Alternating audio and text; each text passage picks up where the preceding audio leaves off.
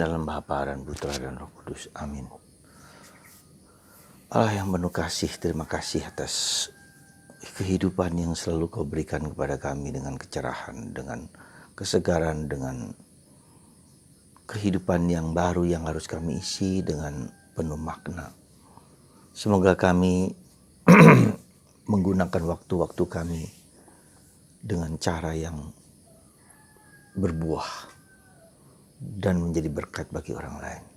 Bantu kami ya Bapa, supaya kami pun dalam situasi yang seberat apapun tetap sadar bahwa Tuhan telah dan selalu memberikan yang terbaik bagi kita. Terpujilah nama-Mu kini dan sepanjang segala masa. Amin. Para saudara-saudariku terkasih dalam Kristus, kita seringkali mengira bahwa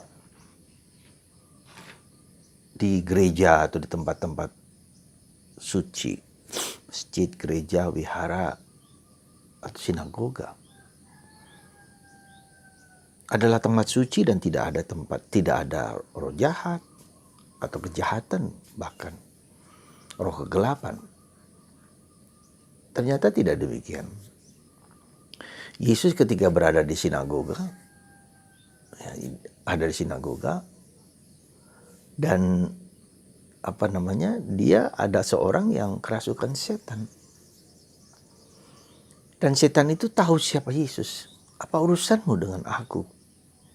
Hai anak Allah, orang Nazaret.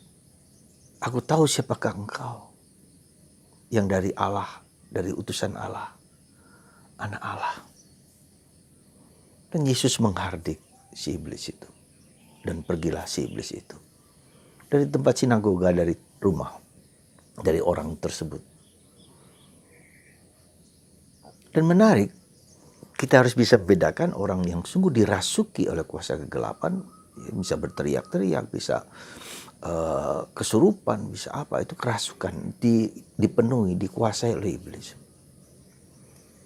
Ya, mungkin kita bisa mohon kekuatan Tuhan untuk mengusir, untuk membuang, untuk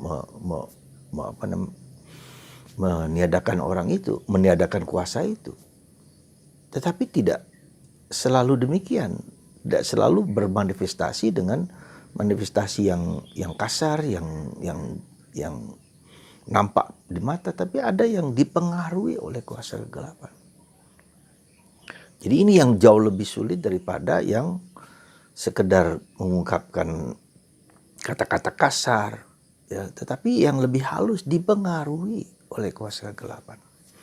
Tidak apa-apa, tidak nampak, tidak kelihatan. Ya, tetapi perilakunya, tindakannya bertentangan dengan tindakan dari kuasa Allah. Ya, menjadi keras kepala, menjadi tidak suka dengan kegiatan-kegiatan rohani, ya. Kemudian KDRT, kemudian juga melakukan tindakan-tindakan yang bukan dari Allah seperti itu. Ya, kemudian melakukan kegiatan-kegiatan ritual-ritual yang aneh-aneh. Itu juga merupakan suatu indikasi yang harus kita sadari baik-baik. Gitu loh. Jadi kuasa kegelapan itu tidak hanya menguasai sehingga orang kerasukan setan, tapi mempengaruhi perilaku, pikiran, perasaan, tindakan yang yang bertentangan dengan hal-hal yang boleh dikatakan bertentangan dengan kasih. Dan itu banyak sekali, dan itu seringkali sulit sekali untuk sulit sekali untuk diatasi, karena orang tersebut tidak jarang juga bersekutu dengan kuasa-kuasa seperti itu. Ya. Nah, jadi saudaraku terkasih dalam Kristus, yang kedua kita lihat bahwa kuasa itu tidak ada di tempat-tempat suci. Ya. Bahkan seringkali di tempat-tempat suci pun di situ ada kuasa kegelapan yang memang mau menggocoh, yang mau menentang, yang mau mengganggu orang-orang yang di situ. Ya. Mengapa itu bisa terjadi? Ya, kita lihat, iblis pun mengenal siapa Yesus, setan pun mengenal siapa Yesus. Ya, jadi dengan kata lain ini menunjukkan kepada kita tidak cukup hanya mengenal Yesus, kita tidak cukup hanya berdoa dengan bibir. Ya. Kita tidak cukup itu hanya dengan di permukaan, ya, superficial, dangkal, tidak cukup. Karena bisa aja dengan mulut, dengan pikiran dan perasaan orang bisa bisa percaya pada Tuhan. Bahkan roh jahat seperti iblis pun mengakui Yesus adalah anak Allah, penyelamat dan menebus. Ingat itu. Jadi mereka pun mengakui. Tapi poin penting yang harus kita sadari adalah seperti bacaan pertama hari ini Hana. Meskipun mulutnya terbuka dengan mendoakan doa karena dia kepingin punya anak. Dan bagi orang Israel tidak punya anak merupakan aib. Nah, jadi kita lihat di sini bukan hanya di mulut, bukan hanya di pikiran, bukan hanya di perasaan, tetapi di dalam roh dan kebenaran. Ya, jadi di sini fokusnya dalam hidup doa kita harus sampai kepada suatu pemahaman yang lebih dalam, ya. Ya, pemahaman dalam hidup doa, dalam relasi dengan Tuhan.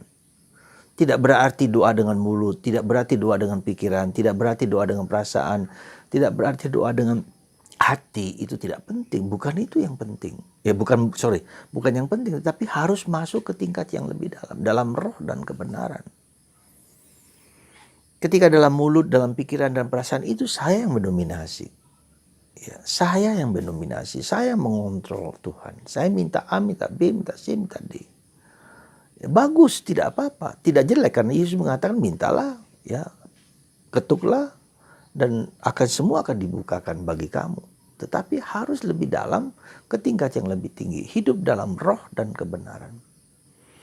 Nah, itulah yang dikatakan oleh Santa Teresa Avila bahwa hidup doa kita adalah hidup tidak cukup hanya dengan mulut, dengan doa vokal, dengan doa pikiran, doa perasaan, tetapi dalam roh dan kebenaran. Jadi orang masuk ke kedalaman. Nah, salah satu indikasi dari orang yang mau masuk dalam roh dan kebenaran ketika orang itu mau belajar hidup doa dalam keheningan. Ya, salah satu bentuk dalam doa keheningan itu ketika orang duduk adorasi, ya, di ruang adorasi dengan hening, dengan sunyi, dengan hanya memandang salib Yesus, dengan hanya memandang wajah Yesus, dengan hanya memandang Bunda Maria atau tabernakel atau sakramen Maha Kudus. Dia duduk diam dan hening. Dia mengizinkan Tuhan untuk bekerja. Dia mengizinkan untuk Tuhan menyentuh, menjamah dia. Dia mengizinkan Tuhan untuk berbuat sesuatu bagi dirinya. Ya, inilah yang disebut dengan doa dalam roh dan kebenaran. Tentu saja ditambahkan kalau dia belajar kitab suci, membaca kitab suci dengan sungguhan, dengan kedalaman, merenungkan sabda Allah seperti hari ini, ya. Kita merenungkan sabda Allah yang bersabda. Ya, Yesus yang berkuasa atas alam semesta. Yesus yang berkuasa atas segala sesuatu, segala kuasa manapun. Meskipun iblis sekali lagi tahu siapa Yesus. Ya. Jadi doa itu tidak cukup di pikiran, tidak cukup di perasaan, tidak cukup di mulut, tetapi masuk ke kedalaman, masuk dalam roh dan kebenaran. Dan kita menjadi mengerti, ya, sabda Allah lewat kitab suci itu. Kebenaran. Ya, nah, disinilah kita kemudian dalam tahap ketika kita masuk dalam keheningan dan dalam roh dan kebenaran, ini tantangannya jauh lebih berat. Ya, tantangannya tadi itu adalah bahwa kebosanan, kejenuhan, digoda oleh iblis untuk meninggalkan doa itu. Ya, untuk apa doa yang seperti ini? Ya, macam-macam. Jadi transisi antara doa lahiriah, doa vokal dengan doa batin adalah keheningan. Ketika orang mencintai keheningan, ketika dia mempersembahkan hidupnya, problemnya segala macam pada Tuhan dan mengizinkan Tuhan berbicara. Seperti nanti Samuel mengatakan dia mendengar suara Tuhan, tetapi dia kiranya Imam Eli. Bersabdalah ya Tuhan, hamba-Mu mendengarkan. Demikian juga dengan Yesus. Kita tahu siapa Yesus. Tapi dia masih pergi ke bukit, ke gunung sendirian untuk berdoa dalam keheningan dan kesunyian. Untuk mempersembahkan segala mungkin kekecewaannya, mungkin keprihatinannya, ya, mungkin peristiwa yang dia ingin tentukan, memilih para rasul, ya, mengajarkan doa Bapa Kami, itu semua adalah bentuk pergaulan antara Yesus dengan Bapanya, dan itulah yang menjadi kunci ketika kita mau masuk di dalam kekedalaman.